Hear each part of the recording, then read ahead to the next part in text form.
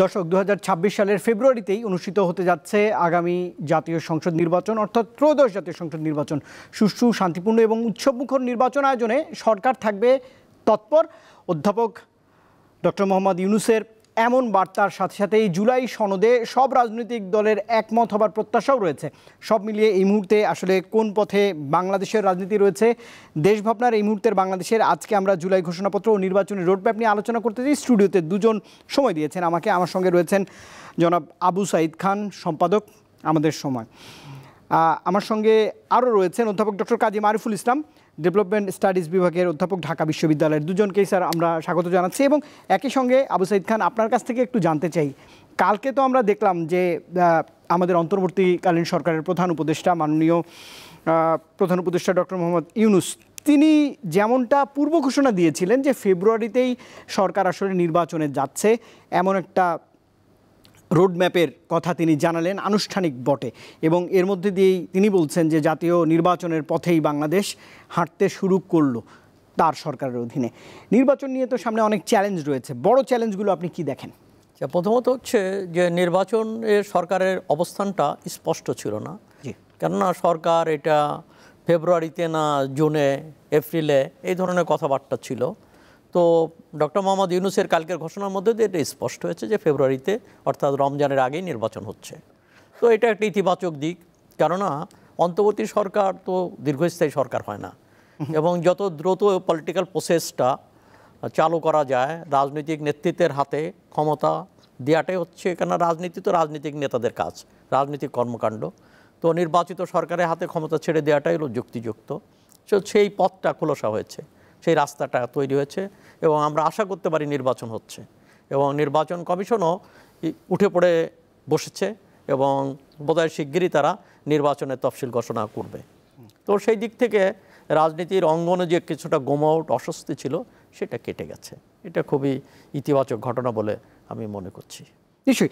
একই সঙ্গে যদি আমরা দেখলাম যে ঠিক এক বছর আগের বাংলাদেশের পরিস্থিতি এবং এক বছর পরে এই পরিস্থিতিতে, কাল দেখা গেল যে জুলাই ঘোষণাপত্র আসলে মাননীয় প্রধান উপদেষ্টা নিজেই এটা পেশ করলেন, এবং অনেক রাজনৈতিক দল, একদম দেশের শীর্ষ যত রাজনৈতিক দল ছিল তাদের সবার প্রতিনিধিকে আমি দেখেছি মঞ্চে, এবং স্বাগতও জানিয়েছেন। এই বিষয়টিকে কিভাবে দেখেন এক বছর পরে এসে? না, অনেকেই ছিলেন, কিন্তু সবাই ছিলেন না। কিছু কিছু দল, বাম দলগুলো বয়কট করেছে। যেমন গণতন্ত্র মঞ্চের অন্তর্ভুক্ত বিপ্লবী ওয়ার্কার্স পার্টি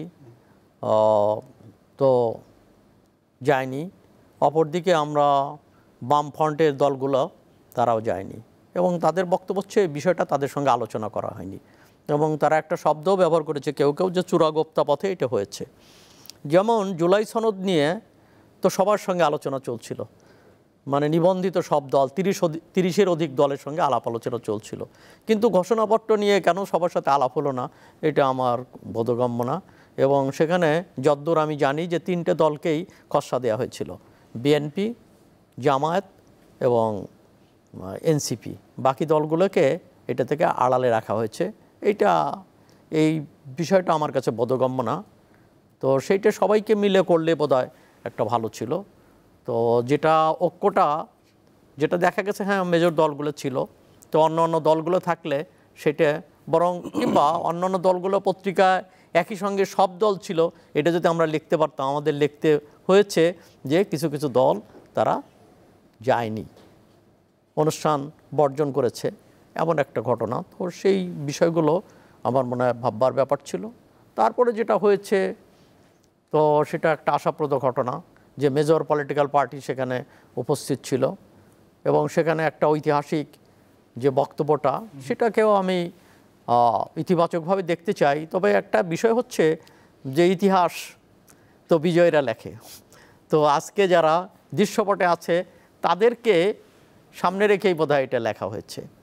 কেননা ঘটনা হচ্ছে পরাজিত শক্তি তো যারা ফ্যাসিস্ট সরকারে পরিণত হয়েছিল, তো তাদের যে ব্যাপার এবং 15 বছরের শাসন সম্পর্কে মূল্যায়ন যথার্থই আছে, এটা নিয়ে কোনো সংশয় নেই।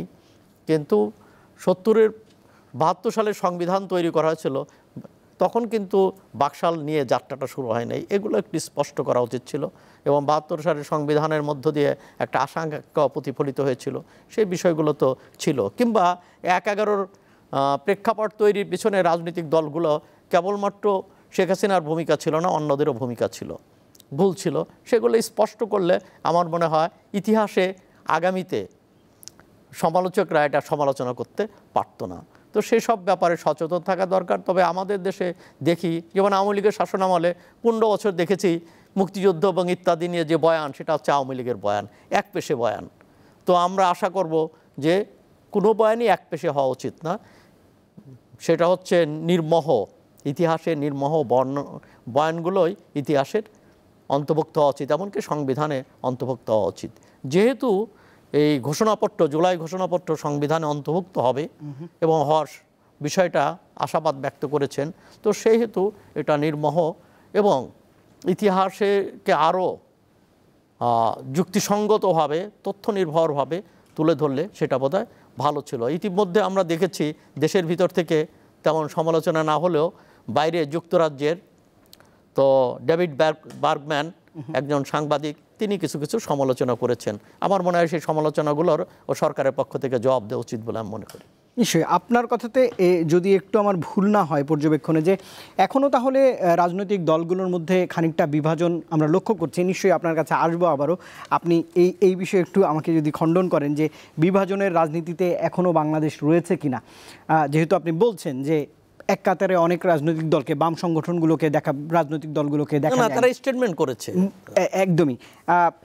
একটু যেতে চাই অধ্যাপক ডক্টর কাজী মারুফুল ইসলাম। ঠিক ১ বছর আগে আমার মনে পড়ছে যে আমরা এই স্টুডিওতেই আপনার সঙ্গে একটি টক শোতে আমি কথা বলছিলাম। তখন তো বাংলাদেশের সামনে অনেক বড় বড় চ্যালেঞ্জ ছিল। ১ বছর পর অধ্যাপক মোহাম্মদ ইউনূসের সরকার, সেই সরকারকে যদি একটু মূল্যায়ন করতে বলি স্যার, তাহলে কেমন দেখলেন? এবং তিনি প্রথমে বলেছিলেন যে ২৬ জুন জুলাই পর্যন্ত একটা ডেডলাইন ছিল। স্যার যেমনটা বলছিলেন যে এখন অনেকটাই খোলাসা হলো যে ফেব্রুয়ারিতেই, রমজানের আগে আমরা নির্বাচন পাচ্ছি। যদি মূল্যায়ন করতে বলি যে এই যে আর ৮ তারিখেই ১ বছর পূর্ণ হবে, কেমন দেখলেন এই ১ বছর অধ্যাপক ইউনূসের সরকারকে? অনেক ধন্যবাদ আমাকে যুক্ত করার জন্য এই আলোচনায়।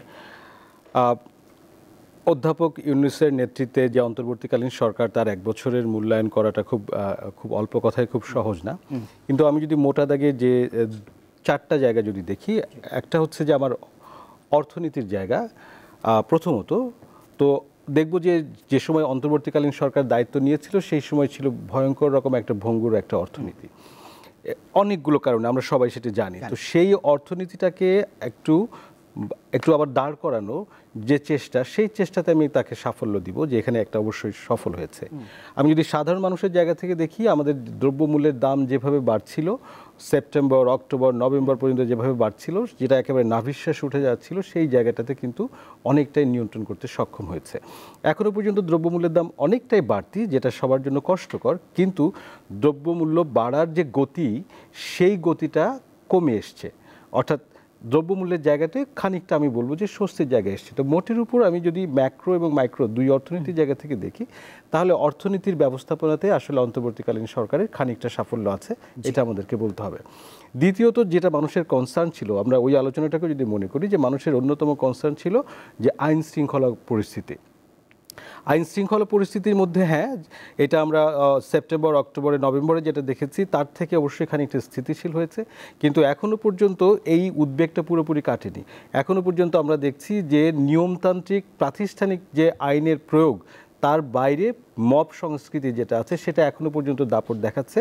এবং সেই দাপট, এই মবের দাপটটাকে নিয়ন্ত্রণ করার জন্য অন্তর্বর্তীকালীন সরকারের যে কার্যকর, শক্ত, অ্যাসার্টিভ একটা অবস্থান, সেই অবস্থানটা কিন্তু আমরা গত 1 বছর ধরেই আসলে ভালো মতন দেখিনি, এবং সেটা এখনও অনুপস্থিত। তার মানে এখানে সরকারের পরিষ্কারভাবে একটা ঘাটতি আছে, যে তারা আইন প্রয়োগকারী সংস্থাকে সম্পূর্ণ রকমভাবে অ্যাক্টিভ করতে পারেননি, সক্রিয় করতে পারেননি। কারণ যেটাই হোক, কিন্তু ঘটনা ঘটেনি। 3 নাম্বার যদি আমরা দেখি যে আমাদের রাজনৈতিক ভবিষ্যৎ বিনির্মাণ, অর্থাৎ যেটাকে আমরা বলছি নতুন রাজনৈতিক বন্দোবস্তের জায়গা, নতুন রাজনৈতিক বন্দোবস্তের জায়গা নির্মাণ, এটাও একটা বড় প্রক্রিয়া, এটা একটা লম্বা সময়ের ব্যাপার। কিন্তু আমরা অন্তর্বর্তীকালীন সরকারকে এখানে আমি বলবো যে তাদের আন্তরিকতা ছিল, তারা চেষ্টা করেছে বিভিন্ন সংস্কার কমিশন গঠন করতে এবং জাতীয় ঐকমত্য কমিশনের গঠন করে এবং দলগুলোকে এক জায়গায় এনে আলোচনায় বসানোর। এই দলগুলোকে বাংলাদেশের ইতিহাসে আপনি মনে করতে পারবেন না যে সকল রাজনৈতিক দলগুলো দীর্ঘদিন ধরে প্রায় 2 মাসের কাছাকাছি সময় প্রতিদিন প্রায় টেলিভিশনের সামনে বসে তারা দেন দরবার করছে, আলোচনা করছে, পরস্পরের সাথে নেগোশিয়েট করছে। এইটা আউটকাম যেটা হোক, কিন্তু প্রসেস হিসেবে অর্থাৎ এই প্রক্রিয়া ইটসেলফ ইজ অ্যান আউটকাম, মানে এটা নিজেরই একটা গুরুত্ব আছে। অবশ্যই সেটা বাংলাদেশের জন্য শুভ, অবশ্যই এটা একটা ইতিবাচক একটা ঘটনা। তো ফলে এবং এটা যেমন প্রক্রিয়া এবং এটার ফল হিসেবে আমি দেখব যে আসলে সংস্কার তো আমরা যদি দেয়ালের কথা মনে করি তাহলে মানুষ আন্দোলনে, জুলাই অভ্যুত্থানে মানুষ সংস্কার চেয়েছে, পরিবর্তন চেয়েছে, সেই পরিবর্তনের জায়গাগুলো চিহ্নিত হয়েছে কিন্তু পরিবর্তন হয় নাই। অর্থাৎ পরিবর্তন আনার যে প্রক্রিয়া, সেই প্রক্রিয়ায় আমি বলবো যে প্রথম ধাপটার কিছুটা আমরা দিতে পেরেছি এই 1 বছরে, কিন্তু বাকি সমস্তটাই আসলে এখনো বাকি আছে। ফলে সংস্কারটার সেই স্বপ্নটা এখনো আমরা তার ধারে কাছে পৌঁছাতে পারিনি। তার একটা অন্যতম জায়গাটা হচ্ছে যে ওটা করতে গেলে যে রাজনৈতিক সমঝোতাটা দরকার, সেই রাজনৈতিক সমঝোতার আমি বলবো যে খানিকটা আমরা অর্জন করতে পেরেছি, কিন্তু আসলে ওই সংস্কার বাস্তবায়নের জন্য যে শক্ত সমঝোতা দরকার অ্যাক্রস বোর্ড সব দলগুলোর মধ্যে, সেই জায়গাটা এখনো পর্যন্ত হয়নি। ফলে আমাদের নতুন রাজনৈতিক বন্দোবস্ত করার যে বিনির্মাণের যে প্রক্রিয়া, এটার সাফল্য খুবই সামান্য কিন্তু ইতিবাচক। আর যদি আমি দেখি যে আসলে এই কোনো কিছুই বাস্তবায়িত হবে না, তার আরেকটা বড় জায়গা হচ্ছে যে আমাদের সাংস্কৃতিক পরিবর্তন, আমাদের মনস্তাত্ত্বিক পরিবর্তন, যেটাকে আমরা বলছি যে বাংলাদেশের নাগরিকরা তাদের একটা পলিটিক্যাল কমিউনিটি হিসেবে, একটা রাজনৈতিক গোষ্ঠী হিসেবে তৈরি হওয়ার যে প্রক্রিয়া, তার যে কর্তাসত্তা, অর্থাৎ সে যে একজন নাগরিক, তার ওইটাকে দায়িত্বটাকে নিয়ে অ্যাসার্ট করে তার অধিকারটা অর্জনের যে হয়ে ওঠার যে চেষ্টাটা, সেই চেষ্টাটাও একটা দীর্ঘমেয়াদী।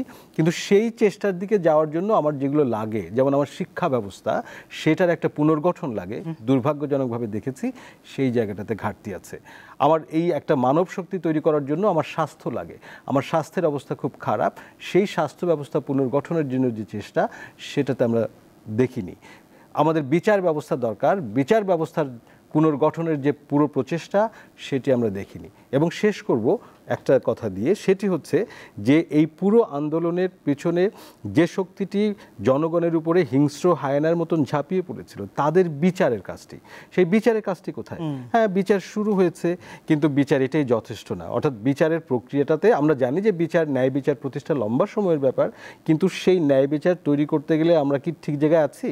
আমার কাছে মনে হয় ওই জায়গাটাতেও আমাদের আরও শ্লথ গতি, অর্থাৎ ওই জায়গাটাতেও আমাদের কিন্তু আমরা অন্তর্বর্তীকালীন সরকারের আরও দক্ষ, আরও কার্যকর, আরও প্রম্পট, আরও দ্রুতগতির অনেকগুলো পদক্ষেপ আশা করেছিলাম, সেই পদক্ষেপগুলো কিন্তু। জি, আপনার কাছ থেকে আমি মোটা দাগে যে পয়েন্টগুলো বললাম সেগুলো নিয়ে আমি আলোচনা করব। একটা বিরতির সময় হয়েছে, কিন্তু বিরতিতে যাবার আগে একটু অন্য প্রশ্নের অবতারণা, বা আমি যেটা স্যারের কাছ থেকে জানলাম, সেই জুলাই ঘোষণাপত্র কালকে উপস্থাপন করা হলো, 3-4 মিনিটে যদি আপনি একটু খণ্ডন করেন। এই জুলাই ঘোষণাপত্রে আমি দেখলাম আরেকটা বিষয়, রাজনৈতিক দলগুলোর তো একটা উপস্থিতি ছিল, যদিও বাম ঘরানার রাজনৈতিক দলগুলো সেখানে ছিল না, কিন্তু এই অর্জন, এই গণঅভ্যুত্থানের যে স্টেক হোল্ডার যারা, আমি গণমানুষের কথা বলছি, সেই গণমানুষের উপস্থিতি কি আপনি কাল দেখেছেন? সত্যি কথা হলো, যদি আমরা ছবি দেখে থাকি, আমি নিজে যাইনি, টেলিভিশনে দেখেছি, কিন্তু ওই যে মানুষের উচ্ছ্বাস, যে ব্যাপক অংশগ্রহণ, এটাকে ওন করা, সেই উৎসাহ, সেটা আমি এটাতে ভাটা পড়ার কোনো কারণ, মেজর কারণ না? অবশ্যই এটা গত বছরের সঙ্গে আজকের দিনের কোনোভাবেই তুলনা করার, মানে এটা একটা খুবই অর্থহীন কাজ, সেটা হবে না। কিন্তু আমি যদি জনমানুষের মধ্যে যদি দেখি, সেখানেও কিন্তু ও ঠিক বিপুল উৎসাহ নিয়ে যে এটার মধ্যে ছিলেন সেটা না, তার অনেকগুলো কারণ থাকতে পারে। রাজনৈতিক দলগুলো তার মধ্যেও একটা রিল্যাক্টেন্স আছে, সেটাও আমার কাছে মনে হয়েছে, তারা দাঁড়িয়েছেন। কিন্তু দুর্ভাগ্য হচ্ছে যে আমাদের রাজনৈতিক দলগুলো সবসময় জনগণ থেকে পিছিয়ে থাকেন। অর্থাৎ জনগণই তাদের চেয়ে অনেক আগে ভাবেন। ফলে এই নাগরিকরা তাদের যে তারা যেটা টের পাচ্ছেন, তারা যে পদক্ষেপটা গ্রহণ করেন রাজনৈতিক দলগুলো তাকে ফলো করে, মানে যেটা উল্টো হওয়ার কথা, কিন্তু সেটা আসলে আমাদের হয় না। ফলে আমি বাংলাদেশের নাগরিকদের মধ্যে অন্তর্বর্তীকালীন সরকার এবং যে রাজনৈতিক প্রক্রিয়াগুলো এই মুহূর্তে চলমান সেই প্রক্রিয়াগুলো সম্পর্কে এক ধরনের নিস্পৃহতা আমি লক্ষ্য করছি। তার কারণ তারা ফল দিতে পারছেন না, অর্থাৎ তারা দৃশ্যমান ফলাফল উৎপাদন করতে পারছে না। যেমন অন্তর্বর্তীকালীন সরকারও যেরকম, রাজনৈতিক প্রক্রিয়াগুলো সেরকম। ফলে মানুষের মধ্যে এক ধরনের হতাশা তৈরি হওয়ার সম্ভাবনা দেখা দিয়েছে, যেটাতে ওই হতাশার জায়গা থেকে আসলে তার অংশগ্রহণের জায়গাটা অনেকটা পিছিয়ে পড়ে, অনেকটা নিরুৎসাহ তৈরি হয়, সেটা আমার কাছে মনে হয়েছে। জ্যেষ্ঠ সাংবাদিক আবু সাইদ খান, আপনার কাছে যেতে চাই। আপনার কাছে একটু আমি জানতে চাই যে জুলাই ঘোষণাপত্র আমরা পেলাম এবং সামনে যেটি আমাদের জন্য আকাঙ্ক্ষিত সেটি হচ্ছে জুলাই সনদ। অনেক দিন ধরেই রাজনৈতিক দলগুলোর মধ্যে এটি নিয়ে আলোচনা হচ্ছে, মতৈক্যের চেষ্টা চালানো হচ্ছে। যদি এই জুলাই সনদের আইনি ভিত্তি বা কাঠামো না থাকে তাহলে কি সেটি আগামী জাতীয় সংসদ নির্বাচনের পথে বাধা হবে কিনা? বিষয়টা হচ্ছে যে একটা ঐক্যমত্য দরকার। আগামী নির্বাচনের জন্য বাধা না, কিন্তু নির্বাচন উত্তর পদক্ষেপ গ্রহণ করার জন্য এটা জরুরি। নির্বাচনের জন্য জুলাই সনদ লাগবে এমন কোনো ব্যাপার না। নির্বাচন তো তার সাংবিধানিক নিয়মে নির্বাচন হবে না, কিন্তু এনসিপি আজ বলেছে ফেব্রুয়ারি নির্বাচনের আগে সনদের যদি পুরোপুরি বাস্তবায়ন না হয় তাহলে সনদের বাস্তবায়ন তো করতে পারবে না। কেন? সনদের বাস্তবায়ন করবে তো সংসদের বাইরে বাস্তবায়নের সুযোগ আছে বলে আমি মনে করি না। কেন? যেসব বিষয় সংবিধানের সঙ্গে সম্পৃক্ত বিষয়, সেটা তো সংবিধান পরিবর্তনের বিষয়, এবং সংবিধান পরিবর্তনটা কে করবে? অতএব সনদ হতে পারে একটা অঙ্গীকারনামা, এবং যে অঙ্গীকারের ভিত্তিতে যারাই ক্ষমতায় আসবেন তারা এটা বাস্তবায়ন করবেন। কিন্তু এই সনদ বাস্তবায়ন করবেন, সংবিধান অন্তর্ভুক্ত করবে কিসের ভিত্তিতে, সে বিষয়টা তো তারা বলছে না। তো এই ব্যাপারটা আমার কাছে স্পষ্ট হওয়া দরকার। এবং আর একটা হচ্ছে যে সনদের সেই অংশটাই সনদ হওয়া উচিত। চার্টার মানে হচ্ছে সেখানে জাতীয় কোনো বিষয়ে ঐক্যমত্য। চার্টার মানে মত পার্থক্য না, কিন্তু এখানে একটা নোট অফ ডিসেন্টের বিষয়টা একটা মত পার্থক্যের কথা বলা হয়েছে। তো সেই মত পার্থক্য থাকলে সেখানে কিন্তু আগামীতে সমন্বয়ের জায়গা কিংবা সমঝোতার জায়গাটা কিন্তু থাকবে না, বরং বিরোধ বাড়বে। ধরুন আমি এটা যুক্তির কারণে বলি যে আজ বিএনপি নোট অফ ডিসেন্ট হয়েছে, তো পরবর্তীতে বিএনপি যখন এটা সম্পর্কে ইতিবাচক ভাববে তখন সে ভাবতে পারবে না, কেন? সে নোট অফ ডিসেন্ট দিয়েছে। অতএব এই নোট অফ ডিসেন্টটা কোনো চার্টারের অন্তর্ভুক্ত হওয়া ঠিক না। এগুলো কার্যবিবরণীর বিষয়। এগুলো তো কার্যবিবরণীতে থাকতে পারে যে ওই দল একমত হয়েছিল, এই দল, কিংবা সেটা আলাদা বিষয় হতে পারে, এবং সেইটুকুই চার্টারের অন্তর্ভুক্ত হওয়া উচিত, সনদের অন্তর্ভুক্ত হওয়া উচিত, যে ব্যাপারে তাদের ঐক্যমত্য হবে, এবং তার ভিত্তিতে পরবর্তী পদক্ষেপের কথা ভাবা যেতে পারে। কিন্তু যে পদ্ধতিতে যেভাবে অগ্রসর হচ্ছে আমার কাছে মনে হয় এতে আরও মতপার্থক্য বাড়িয়ে দিতে পারে। অতএব সেই জায়গাটা আমাদের মাথায় রাখা উচিত বলে আমি মনে করি। আরেকটি বিষয় আপনার একটু নজর আনতে চাই। স্যার বলছিলেন যে বিচার এবং সংস্কার সেটির যে অগ্রগতি আমরা দেখলাম, 12 মাসের অগ্রগতি, সামনে আরও হয়তো 6 মাস আমাদের সময় রয়েছে, কিন্তু এই বিচার ও সংস্কারের যতটুকু অগ্রগতি হওয়া উচিত ছিল সেটি কার্যত পূরণ হলো কিনা? আর যদি না হয়ে থাকে, এনসিপির মতো দল, নতুন দল, তারা বলছে যে এই দৃশ্যমান বিচার সংস্কার যদি না করা যায় সামনের জাতীয় নির্বাচনটি তেমনটা ইম্প্যাক্ট ফেলবে না বাংলাদেশের রাজনীতি। বিচার করার ক্ষেত্রে প্রথমত হচ্ছে যে পাইকারি হারে হত্যা মামলা দেওয়া হয়েছে। যেমন একজন সাংবাদিক, সে সরকারের দালালি করতে পারে, সে সাংবাদিকতার নীতি বহির্ভূত কাজ করতে পারে, এমনকি দুর্নীতিও করতে পারে, তাহলে তার বিরুদ্ধে সেই স্পেসিফিক মামলা হওয়া উচিত। কিন্তু একজন সাংবাদিক তো এই হত্যাকাণ্ডের সঙ্গে যুক্ত ছিল, এরকম একাধিক সাংবাদিকের বিরুদ্ধে মামলা দেওয়া হয়েছে। এমনকি আওয়ামী লীগ কিংবা 14 দলের এমন কিছু নেতার বিরুদ্ধে মামলা দেওয়া হয়েছে যারা সরকারের ধারে কাছে ছিলেন না, তো তাদের বিরুদ্ধে মামলা দেওয়া হয়েছে। এমন কারো বিরুদ্ধে মামলা দেওয়া হয়েছে যারা বিদেশে ছিলেন, দেশে অবস্থান করতেন না, কিছু ব্যবসায়ী, তাদের বিরুদ্ধে হত্যা মামলা। কিন্তু এটা এমনটা হলো কেন? কেন এই পরিস্থিতির মধ্যে পড়তে হলো? এটার পেছনের কারণ কি আপনার এর পিছনে হচ্ছে এখানে রাজনৈতিক প্রতিহিংসার কারণে হতে পারে, 1। 2 নম্বর হচ্ছে এখানে আর একটা কারণ হচ্ছে যে এখানে পুলিশ, কিছু আইনজীবী এবং রাজনীতিকরা, তাদের একটা নেক্সাস থাকতে পারে যে তারা বিরোধী পক্ষকে ঘায়েল করবে, কিংবা এখানে অর্থ উপার্জনের চিন্তাও থাকতে পারে। তার মানে দীর্ঘ 1.5 দশকে যে ফ্যাসিজম তৈরি হয়েছিল ওই ট্রেন্ড থেকে বের হওয়া যায়নি। ওই সংস্কৃতি, ওই যে মামলা বাণিজ্য, যে মামলা বাণিজ্য এইসব তো এখনও যা তাই রয়েছে, সেই পুলিশ আছে, সেই মামলা বাণিজ্য আছে, সেই রাজনৈতিক সংস্কৃতি আছে, সেখান থেকে তো আমরা বেরোতে পারি না। হ্যাঁ, আমরা শেখ হাসিনার স্বৈর শাসন এটার আমরা অবসান ঘটিয়েছি, কিন্তু শেখ হাসিনার রেখে যাওয়া আবর্জনাগুলো এখনও রাজনৈতিক অঙ্গনে রয়ে গেছে।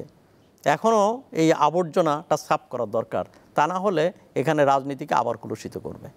সুযোগ তো ছিল যে এই আবর্জনা পরিষ্কার করে একটি সুন্দর নির্বাচনের পথে একটু যদি বলতেন যে বিচার ও সংস্কার যদি নাই হয় তাহলে কি কোনো চ্যালেঞ্জ রয়েছে? যে বিচার তো হচ্ছে প্রধান বিচারগুলো হওয়া উচিত, এবং সেইগুলো আইসিটিতে হচ্ছে, এবং সেগুলো আমার মনে হয় যে এটা হয়ে যেতে পারে, এটা খুব বেশি সময়ের ব্যাপার না। কিন্তু সব বিচার করতে হবে এইটা বোধহয় সম্ভব না, এবং সেটা হলে নির্বাচনের প্রশ্নে যদি এইটাকে ইস্যু করা হয় তাহলে নির্বাচনের প্রশ্নে এটা একটা বাগড়া দেওয়া হবে বলে আমি মনে করি। আর একটা হচ্ছে সংস্কার, তো আমি বললাম যে সংস্কার ততটুকু করা উচিত যেটা করার মধ্য দিয়ে একটা নির্বাচনী পরিবেশ তৈরি হতে পারে। সব সংস্কারের জন্য সংবিধান সংশোধন করতে হবে না, যেমন পুলিশি সংস্কার, এটা তো এ ব্যাপারে কোনো দ্বিমত নাই, পুলিশকে ঢেলে সাজাতে হবে, তো এটার ব্যাপারে প্রশাসনিক সংস্কার, এটা দ্বিমত নাই।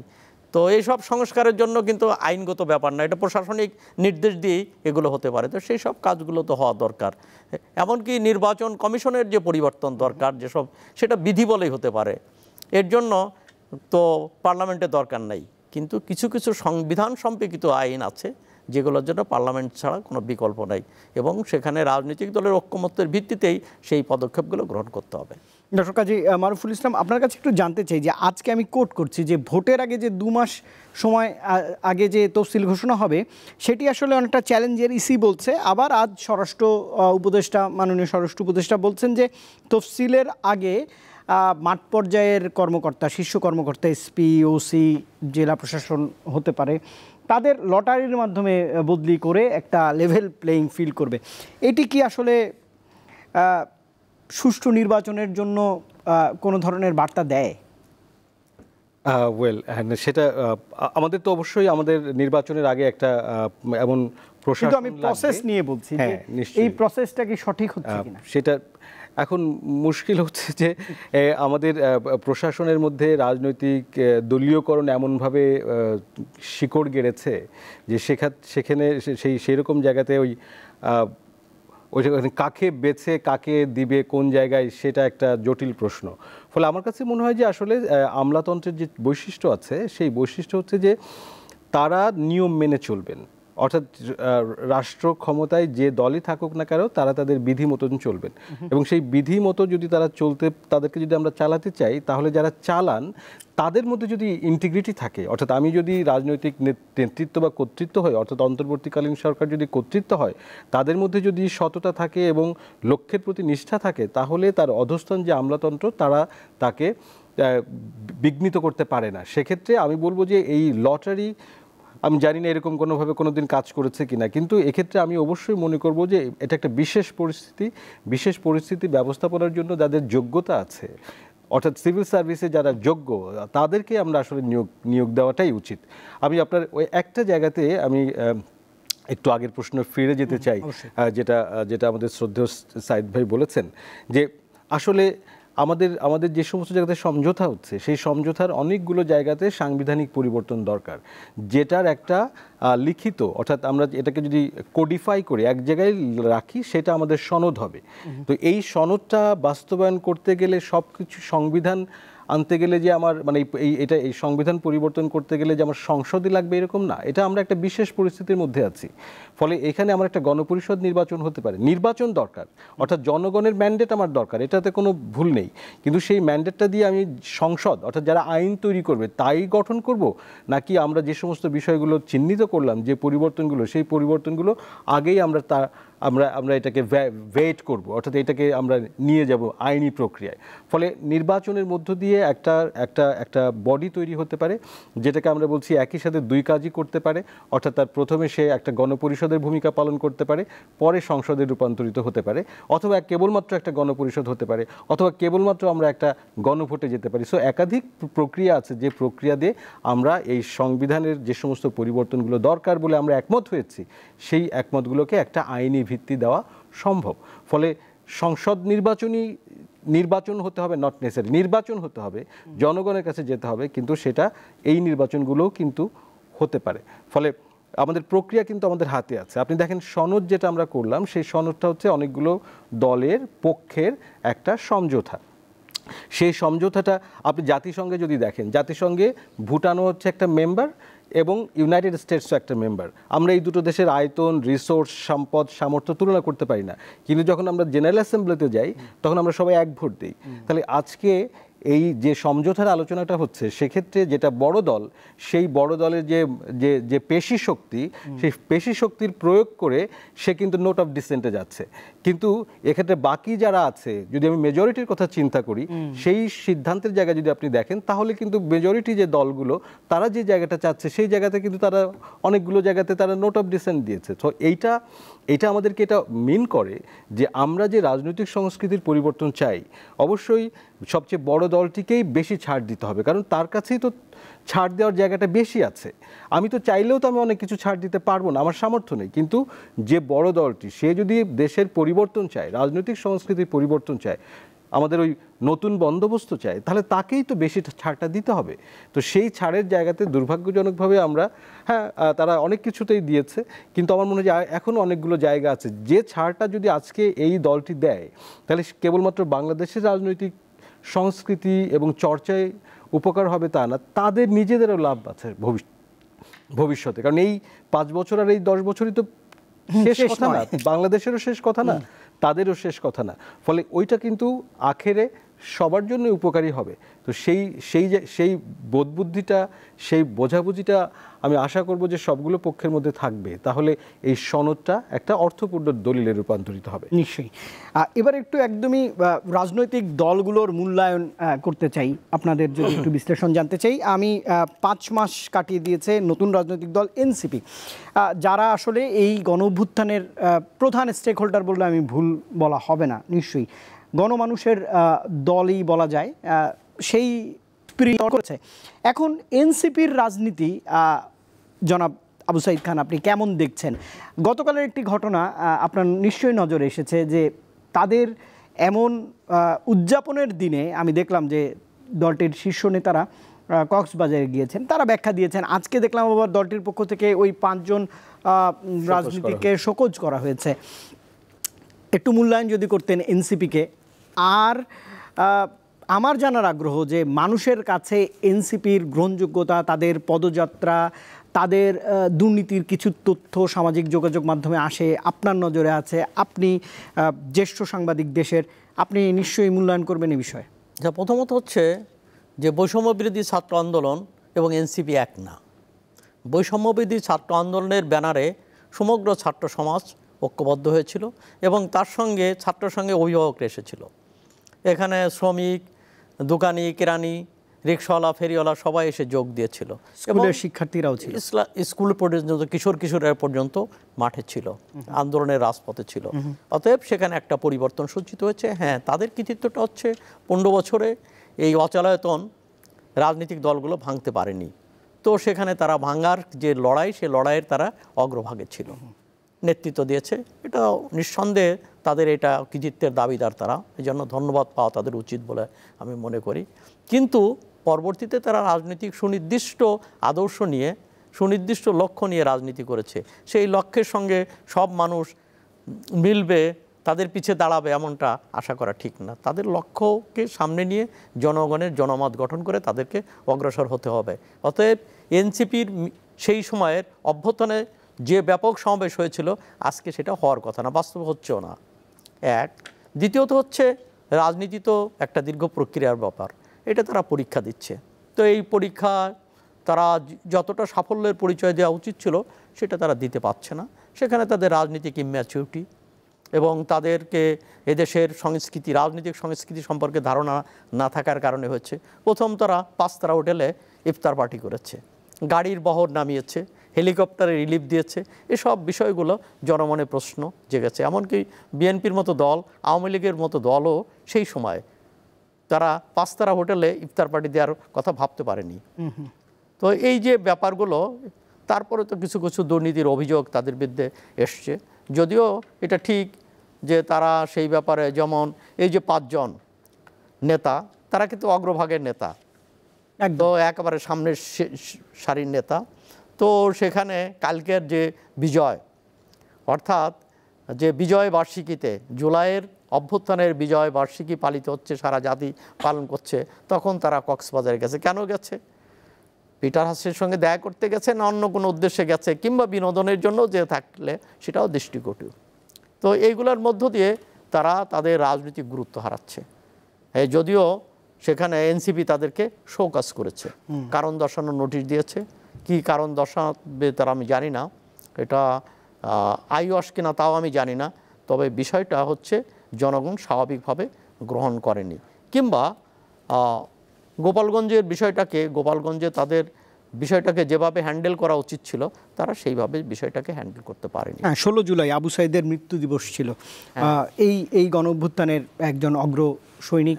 সেখানে তারা গোপালগঞ্জে যে মার্চ ফর গোপালগঞ্জ সারা দেশে পদযাত্রা করলো, ওখানে গিয়ে কেন মার্চ ফর গোপালগঞ্জ করলো, সেটা নিয়ে মানুষের প্রশ্ন হলো। তারপরে হচ্ছে যে সেখানে কোন ভাষায় কথা বলতে হবে, যে সেখানে আজকে অভ্যুত্থানের মধ্য দিয়ে বঙ্গবন্ধু শেখ মুজিব কিংবা শেখ হাসিনাকে মিলিয়ে তার অবস্থান ইত্যাদি হতে পারে, তার ভাস্কর্য ভাঙা হচ্ছে। এর মানে এই নয় যে ইতিহাসের তার অবস্থানটা উপড়ে ফেলে দেওয়া হয়েছে, এমন তো না। অতএব সেই ক্ষেত্রেও অন্যান্য দল যেভাবে তাকে সম্মান দিয়ে এবং যেভাবে কথা বলা উচিত, অনেক এনসিপির নেতা সেইভাবে বলেন না। এটাও কিন্তু জনমনে একটা বিষয় রয়েছে। আমাদেরকে বুঝতে হবে যে শেখ মুজিবুর রহমান কেবল শেখ হাসিনার বাবা না, উনি এদেশের মুক্তি সংগ্রামের একজন নেতা এবং 71 মুক্তিযুদ্ধের প্রধান নেতা।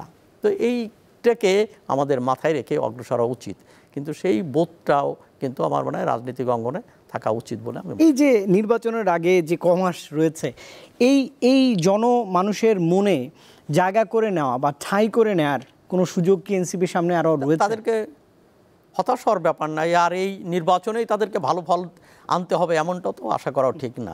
বরং নির্বাচনের মধ্য দিয়ে তারা তাদের রাজনীতিকে স্পষ্ট করতে পারে, জনগণের কাছে তুলে ধরতে পারে। অর্থাৎ নির্বাচনে বিজয়ী নির্বাচনের একমাত্র ফলাফল নয়, নির্বাচনের মধ্যে দিয়ে অনেক দল তার রাজনীতি বক্তব্য পৌঁছে দেবে, অনেক দল নির্বাচনের মধ্যে দিয়ে নিজেকে সুসংহত করবে। অতএব আমরা যদি মনে করি যে নির্বাচন মানেই হচ্ছে কেবলমাত্র ক্ষমতা যাওয়ার বিষয়, এমনটা সবার জন্য ঠিক না। ডক্টর কাজী মারুফুল ইসলাম, আপনার কাছে জানতে চাই যে প্রত্যাশা এই নবীন দলটির কাছে ছিল, আমি বলবো নবীন, 5 মাস মাত্র তারা দল ফর্ম করেছে, 5 মাস পেরিয়ে এখন 6ষ্ঠ মাসে রয়েছে। রাজনৈতিক গ্রহণযোগ্যতা মানুষের মনে যতটা কি বলবো যে আস্থা অর্জনের ব্যাপার ছিল, সেটি থেকে তো খানিকটা বিচ্যুত হয়েছে, স্যারের কথায় তেমনটি আমি বুঝতে পারলাম। কিন্তু গণমানুষের রাজনৈতিক দল হওয়ার যে চেতনা এই দলটির মধ্যে ছিল, যারা গণঅভ্যুত্থানের নেতৃত্ব দিয়েছেন, তাদের কাছ থেকে রাজনীতির পাঠে আমরা কি বার্তা পাচ্ছি আসলে? জি দেখেন, আমি রাজনীতি পড়িও, ফলে এদের আমার কাছে রাজনৈতিক দল হচ্ছে একটা অর্গানিক একটা সংগঠন, এবং প্রত্যেকটা রাজনৈতিক দল তৈরি হয় কোনো না কোনো স্বার্থকে প্রতিনিধিত্ব করার জন্য। তাদের একটা নির্দিষ্ট আদর্শ থাকে, তাদের নির্দিষ্ট সাংগঠনিক কাঠামো থাকে। অর্থাৎ ফলে এই এনসিপি কি করছে এবং তাদের কি করা উচিত সে বিষয়ে আমি বক্তব্য দিতে, আমার বক্তব্য খাটবে না, কারণ এটা তাদের ব্যাপার। তারা ঠিক করবে যে তারা কিভাবে কথা বলবে, কার জন্য কি কাজ করবে না কি করবে না। কিন্তু আমি যদি দেখি যে জুলাই গণ অভ্যুত্থানের যে আন্দোলনটি হয়েছিল, সেই আন্দোলনের যদি এরা যদি নেতৃত্বের জায়গাতে হয়, তাহলে সেই আন্দোলনে কারা ছিল, যেটা সাইদ ভাইও বলেছেন, যে আমি যদি বাকিদের কথা বাদও দিই, আমার অন্য জনগোষ্ঠী আমি যুক্তির খাতিরে যদি বাদও রাখি, যদি শুধু শিক্ষার্থীদের কথাও ভাবি, শিক্ষার্থী তো একটা কোনো একক ব্যাপার না। এর মধ্যে আমার নারী শিক্ষার্থী আছে, এর মধ্যে আমার বিভিন্ন জাতিসত্তার শিক্ষার্থী আছে, আমার এখানে তৃতীয় লিঙ্গের শিক্ষার্থী আছে, আমার মাদ্রাসার শিক্ষার্থী আছে, আমার বেসরকারি বিশ্ববিদ্যালয়ের শিক্ষার্থী আছে। অর্থাৎ এই শিক্ষার্থী যে বর্গটা, এটার মধ্যেও অসংখ্য রং, অসংখ্য পার্থক্য আছে, এবং তাদের স্বার্থ আলাদা, এবং আকাঙ্ক্ষা আলাদা। তাহলে এইরকম, এবং এর সঙ্গে যদি যুক্ত করি যেটা একটা গণমানুষের দল হবে, তাহলে আমার অবশ্যই শ্রমিকের স্বার্থ আছে, আমার নারীর স্বার্থ আছে, আমার আদিবাসী অর্থাৎ বিভিন্ন জাতিসত্তার স্বার্থ আছে, দেশের বিভিন্ন অঞ্চলের স্বার্থ আছে। এই যে বহু বর্ণের বহুত্ববাদী যে স্বার্থগুলো, সেই স্বার্থগুলোকে যদি আমি একটা অন্তর্ভুক্তিমূলক একটা রাজনৈতিক দল তৈরি হয়, সেই দলটি এনসিপি প্রমাণ করতে পারেনি এ কারণেই যে আপনি নারী ইস্যুতে দেখেন যে অনুষ্ঠানে দাঁড়িয়ে নারীদেরকে বিষোদ্গার করা হচ্ছে, গালাগালি দেওয়া হচ্ছে, সেই অনুষ্ঠানের পৃষ্ঠপোষকতা করার জন্য এনসিপি চলে গেছে। আমরা জাতিসত্তার ইস্যুতে আমরা দেখেছি তাদের কি অবস্থান। আমরা প্রত্যেকটি যে কয়টা ইস্যুতে তারা প্রকাশ্য অবস্থান নিয়েছে, প্রায় দেখা যাবে যে তাদের একটা রক্ষণশীল ডানপন্থী একটা অবস্থান রয়েছে। ফলে যখনই যদি বাংলাদেশের রাজনৈতিক পরিসরটাকে আপনি যদি ভাগ করেন, যে একদিকে যদি আমার উদারপন্থী বা বামপন্থী, মধ্যপন্থী এবং ডানপন্থী কিংবা রক্ষণশীল, এরকম যদি আমরা তিনটা অবস্থান ঠিক করি, তাহলে তারা ক্রমশ দাবি করছিল মধ্যপন্থী, শুরু করেছিল মধ্যপন্থী, কিন্তু ক্রমশ ডানপন্থী হতে হতে প্রায় একেবারে ডানপন্থীর রক্ষণশীলতার চূড়ান্ত যে জায়গা, সেই জায়গার কাছাকাছি পৌঁছে গেছে। কিন্তু আমার বাম দিকে কিন্তু আরও প্রচুর মানুষ রয়ে গেছে, প্রচুর জনমানুষ রয়ে গেছে, তাদের স্বার্থ আলাদা, তাদের লক্ষ্য আলাদা, তাদের আকাঙ্ক্ষা আলাদা, যারা উদারপন্থী, যারা মুক্তিযুদ্ধের চেতনাটাকে ধারণ করে, যারা মনে করে যে বাংলাদেশে একটা উদারনৈতিক সমাজ হওয়া উচিত, অন্তর্ভুক্তিমূলক সমাজ হওয়া উচিত, নারীদের যেখানে অধিকার থাকবে, বাক স্বাধীনতা থাকবে, মানুষের জীবনযাত্রার বৈশিষ্ট্য বৈচিত্র্য স্বাধীনতা থাকবে, এই মানুষগুলোকে ধরার যে কর্মসূচি, সেই কর্মসূচি অনুপস্থিত, সেই কর্মসূচি আমি দেখছি না। কিন্তু এটা শেষ কথা না। শেষ কথাটা হলেই যে রাজনৈতিক দল করা, একটা সংগঠন তৈরি হওয়া, এটা সময় লাগে। এটা এক নির্বাচন, দুই নির্বাচনের ব্যাপার না, এটা একটা দীর্ঘ প্রক্রিয়া লাগে। আপনাকে মানুষের কাছে যেতে হবে, মানুষ আপনাকে কিভাবে গ্রহণ করছে, বর্জন করছে, এটা দেখতে হবে, সেই অনুযায়ী আপনাকে কারেকশন করতে হবে, আপনাকে আবার রিঅর্গানাইজ করতে হবে। ফলে এনসিপির আমি যেটা ইতিবাচক দেখি, যে এদের নেতৃত্ব তরুণ, এবং এদেরকে যদি আমাদের যে রাজনৈতিক যে ইকোসিস্টেম আছে, অর্থাৎ আমাদের যে পারিপার্শ্ব আছে, তারা যদি তাদেরকে একটু সাহায্য করে, অর্থাৎ তারা যদি এদেরকে সংবেদনশীলতার সাথে গ্রহণ করে, তাহলে এদের বিকাশের সম্ভাবনা আছে, এই তারুণ্য বিকশিত হতে পারে। কিন্তু আমার পাশে সাইদ ভাই যদি 10 কোটি টাকা চাঁদা আদায় করে, তাহলে আমার মধ্যে 10 লাখ টাকার চাঁদা আদায়ের উৎসাহ তৈরি হতে পারে। আমি বলছি এটা আমার জাস্টিফিকেশন করছি না, আমি বলছি দুজনে যখন আমরা প্রতিযোগিতা করব, তাহলে এই বাকি জায়গাগুলোতে যদি কোনো রকমের পরিবর্তন না হয়, তাহলে আমার মধ্যে পরিবর্তনের যে আকাঙ্ক্ষা, সেটা কমে আসতে পারে।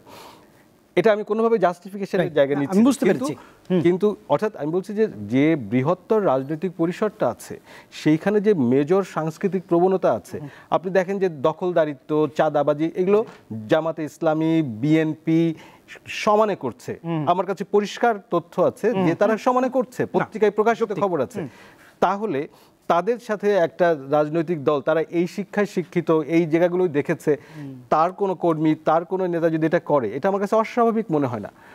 আমি এটা ঠিক না, ডেফিনেটলি এটা ঠিক না, তার কাছে এটা আমার প্রত্যাশা না, কিন্তু এটা করে ফেললে আমি তো এই সংস্কৃতির পার্ট মনে করছি। তাহলে এই সংস্কৃতি থেকে ভিন্ন সংস্কৃতি যদি এনসিপি তৈরি করতে না পারে, তাহলে দিন শেষে সেও আরও 5টা রাজনৈতিক দলের মধ্যে রূপান্তরিত হবে, এবং সেক্ষেত্রে মানুষের যে প্রত্যাশা, সেই প্রত্যাশাতে আমি বলবো যে সেটা তারা হতাশ হতে পারে। নিশ্চয়ই। একদম শেষ দিকে রয়েছি, একদম শুরু করেছিলাম যেখানে যে নির্বাচনী রোডম্যাপের মধ্যে রয়েছি। দুজনের কাছে একটু আমি রিমার্কস জানতে চাই, সেটি হচ্ছে যে আইনশৃঙ্খলা পরিস্থিতি, মানে আইনশৃঙ্খলার যে পরিস্থিতি এখন এই মুহূর্তে, নির্বাচনের ঠিক আগ মুহূর্তে যেতে রয়েছে, এই যে আইনশৃঙ্খলা বাহিনীর যারা সদস্য রয়েছেন, যারা এখন রয়েছেন, এই বাহিনীর সদস্য দিয়ে আগামী জাতীয় সংসদ নির্বাচন করাটা কি চ্যালেঞ্জের হবে না? এটা খানিকটা চ্যালেঞ্জের, তবে অসম্ভব কিছু না। এটাকে ঢেলে সাজানো দরকার, দ্রুততার সঙ্গে এটা করা সম্ভব বলে মনে করি। তবে লটারি দিয়ে হবে না, লটারি দিয়ে কারো পদোন্নতি কিংবা বদলি, এটা কোনো পদ্ধতি হতে পারে না। এবং পদ্ধতি হচ্ছে তার কাজের এবং তার কর্ম ঠিক করে দেবে যে তাকে রাখবে কে রাখবে না, কোথায় দেবে কে দেবে না। এটা একটা এর একটা প্রশাসনের একটা নির্ধারিত নিয়ম আছে, অভিজ্ঞতা লাগবে এবং সেইগুলোর ভিত্তিতে এবং যে কোনো মাঠ প্রশাসনের যে কোনো পরিস্থিতি তৈরি সামাল দিতে হবে। তবে এটা কঠিন কিছু না, এখানে দক্ষ আছে। আর একটা হচ্ছে, হ্যাঁ, পুলিশের ভিতরে একটা হতাশা আছে, তো কেননা তারা ব্যবহৃত হয়েছে, এবং ব্যবহৃত হওয়ার পরে যাদের দ্বারা ব্যবহৃত হয়েছে তাদের গায়ে তো কাটা স্পর্শ, এবং দীর্ঘ সময় ধরে, এবং তারা অনেকে বাইরে চলে গেছে, তারা বিভিন্নভাবে তারা যারা উপকৃত হয়েছে, এবং বড় বড় অফিসাররা তারা তো সব বিদেশে পাড়ি জমিয়েছে। তো এই অবস্থায় সাধারণ সিপাহীরা তারা শিকার হয়েছে এবং জনরসে শিকার হয়েছে, এবং তাদের সহকর্মীদেরকে নির্মমভাবে হত্যা করা হয়েছে। তারা স্বচক্ষে দেখেছে, যেটা তাদের ভিতরে একটা হতাশার জন্ম দিয়েছে। তবে সেই হতাশাটা কাটিয়ে তোলাটা তাদের দরকার, এবং কেন কি ঘটেছে সেই বিষয়গুলোকে ব্যাখ্যা করা দরকার, এবং সেইটা করে। কিন্তু যেটা আমরা দেখতে পাচ্ছি যে বর্তমান প্রশাসনের কাছে আমরা যেটা আশা করছিলাম সেটা সে আশা পূরণ করতে পারছে না। সেখানে তাদেরও অভিজ্ঞতার অভাব রয়েছে, কিংবা তারা প্রায়োরিটি ঠিক করতে পারছে না, গুরুত্ব কোথায় অগ্রাধিকার দেবে এই ব্যাপারটা ঠিক করতে পারছে না। এটা ঠিক যে মারুফ সাহেব বলেছেন যে কতগুলো জায়গায় দ্রব্যমূল্য নিয়ন্ত্রণে রাখা, কিংবা এখানে কতগুলো জায়গায় তারা সফল হয়েছে, অর্থনীতির ক্ষেত্রে ব্যাংকিং সিস্টেমের উন্নয়ন ইত্যাদি কিছু সফল হয়েছে, এটা নিঃসন্দেহে। কিন্তু তারা আইন শৃঙ্খলার উন্নয়নের ক্ষেত্রে ব্যর্থতারই পরিচয় দিয়েছে। এমনকি মবতন্ত্র, এই মব ভায়োলেন্সকেও তারা খানিকটা প্রশ্রয় দিয়েছে, এবং সরকার সংশ্লিষ্ট ব্যক্তিরা এই মব ভায়োলেন্সের পিছনে যে যুক্তি দেওয়ার চেষ্টা করছে, তারা এটাকে প্রেসার গ্রুপ কিংবা বিক্ষুব্ধ জনতা বলে এটা থেকে মানে দৃষ্টি অন্যদিকে ঘুরে দেওয়ার চেষ্টা করছে। এই জার্গনটাই তো মব জাস্টিস কিভাবে হয় সেটি নিয়ে আসলে প্রশ্ন থাকতে পারে। স্যার, একবারই যদি খণ্ডন করেন যে সামনের মোটা দাগের একটা চ্যালেঞ্জ যদি দেখেন আপনি, সেটি কি, বা আমরা কিভাবে সেটি সামাল দিতে পারি আগামীর জন্য? একদম প্রথমে যেটা হচ্ছে আপনি তুলেছেন সেটা হচ্ছে আমার এই আইন শৃঙ্খলা রক্ষাকারী বাহিনী দিয়ে যে অবস্থা আছে এটাতে সুষ্ঠু নির্বাচন করা সম্ভব না বলে আমি মনে করি। এটার সঙ্গে আমার সাপ্লিমেন্টারি যেটা লাগবে সেটা হচ্ছে আমার সামরিক বাহিনীকে লাগবে, অর্থাৎ তাদের শুধু উপস্থিতি না, তাদের সক্রিয় উপস্থিতি লাগবে, অর্থাৎ একেবারে অ্যাক্টিভ উপস্থিতি লাগবে, যেটা আমরা দেখছি না। আমি 60,000-এর মতো সেনা সদস্য মাঠে থাকবেন, মাঠে থাকার ব্যাপার না, তাদেরকে সক্রিয় থাকতে হবে, কারণ পুলিশ যে ভূমিকাটা পালন করছে সেটা করতে পারছে না, তাদেরকে লাগবে। দ্বিতীয়ত যেটা লাগবে, যেটা আরও জরুরি, সেটা হচ্ছে আসলে দলগুলোর মধ্যে আস্থা। যে আস্থাটা যদি না থাকে তাহলে নির্বাচন কমিশনও ঠিক মতন কাজ করতে পারবে না। আপনি বিস্তৃত সারা বাংলাদেশের যে মাঠ, সেখানে দলগুলো যদি পরস্পরের প্রতি সহিংস, পরস্পরের প্রতি একেবারে আক্রমণাত্মক ভঙ্গিতে থাকে, ন্যূনতম আস্থার জায়গা যদি না থাকে, তাহলে প্রতিদ্বন্দ্বিতা মানে সেটা সহিংসতায় রূপান্তরিত হওয়ার সম্ভাবনা থাকবে, যেটা নিয়ন্ত্রণ একটা চ্যালেঞ্জের বড় রকমের চ্যালেঞ্জ হবে। ফলে সমঝোতার আগে দরকার সবার মধ্যে, হ্যাঁ আমরা একটা সুষ্ঠু নির্বাচন চাই, এই সমঝোতাটা দরকার, এটা মৌখিক না, এটার একটা প্রয়োগযোগ্য আমাদের একটা দরকার, এবং তার একটা বড় ধাপ হবে হচ্ছে আমাদের জুলাই সনদে সবার সাগ্রহ সম্মতি, সেটা হচ্ছে আমার একটা বড় প্রত্যাশা। যায়। অসংখ্য ধন্যবাদ ডক্টর কাজী মারুফুল ইসলাম, আমাকে সময় দিয়েছেন আজকে দেশ ভাবনায়। একই সঙ্গে জ্যেষ্ঠ সাংবাদিক আবু সাইদ খান, অসংখ্য ধন্যবাদ জানাচ্ছি, আপনি সময় দিয়েছেন আপনার বিশ্লেষণের জন্য। দর্শক, আগামীর বাংলাদেশের জন্য পথ অনেকটা চ্যালেঞ্জিং হলেও সেই পথে রাজনীতিবিদরা নিজেদের মধ্যে মতভেদগুলো ভুলিয়ে বাংলাদেশের জন্য কাজ করবেন, এমন প্রত্যাশা নিয়েই আজকে দেশ ভাবনা শেষ করছে এই মুহূর্তের অতিথির সঙ্গে। সে পর্যন্ত ভালো থাকবেন।